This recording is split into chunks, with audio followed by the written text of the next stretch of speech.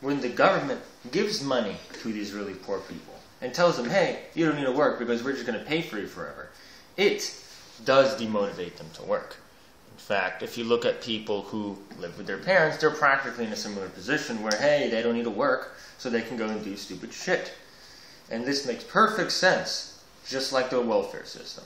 Except in this case, rich people are giving money to their own families, but it still demotivates people from working. And in the richer parts of towns here, there are many kids who also don't have the incentive to work. Except it's a bit different, since they have an idea of what it means to have money and what it means to be rich because they live in richer households. Back to the issue with poor people on welfare. Since these impoverished people are going to support parties that give them money, these people are being purchased as voters. These people are being sold by the voter system. And these people are going to be voting for far-left political parties. Parties such as the Democratic Socialist parties or even the American Democratic Party. Doesn't even matter which one it is. But these people are more likely to vote for them. The far-left parties have looters that support them. Maybe it's not open, maybe it's not direct, but they are more likely to support those parties than anybody else. If you look at countries like Britain, the Pakistani immigrants that come into the country and use government services and don't pay back to society with contributions, these people are the ones committing most crimes, just as in America where African Americans come in.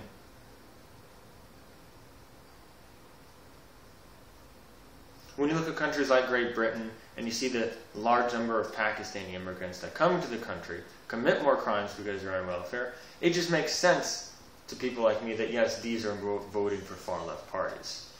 It actually makes perfect sense that these people are being bought by the voter system. In other countries, there's other fair shares of welfare recipients. In Canada, they have Pakistani immigrants. In America, it's African American immigrants. In many parts of Europe, these are Muslim immigrants from the Middle East. In some countries, it's the actual cultural majority, like Venezuela, where they're being bought by their own bureaucratic government. And socialist countries spend way more on welfare than any other type of country in the world. Communist China actually had an iron rice bowl program, that was the name, and they would pay people regardless of whether or not they work. This system, if it was to be applied here, would give people like me a chance to be absolutely lazy and not do anything. And if people didn't have this system, we would be more likely